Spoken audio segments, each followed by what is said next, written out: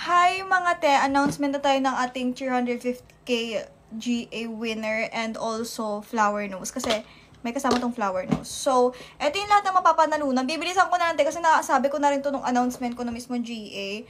But yeah, itong box na pinaglagyan, dito ko lang siya nilagay ibang box ng paglalagyan nito pag pinaship ko. So, meron kang brush, meron ka nito. This one is yung keychain sa mismong flower nose. Meron kang blush from flower nose. Also, yung highlighter nila from their newest collection. Meron ka rin concealer, hand cream, O2O mascara, Fiona Kulo. Meron kang lotion from Grace and Go, lippy from O2O, highlighter from O2O, glue. Tapos, itong Starfall Glowing Liquid Highlighter from Vocal Lore. Meron isang soap from Milky Gluta White.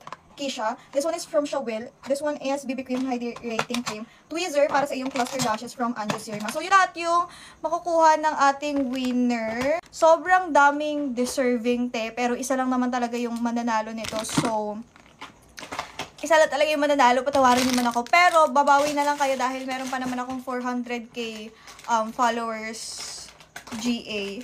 So, malapit na rin yan. So, doon na lang kayo mag-abang dahil marami talagang deserving. Gusto ko talagang, may mga gusto akong manalo pero hindi pa carry today. So, 400k followers na lang. Okay?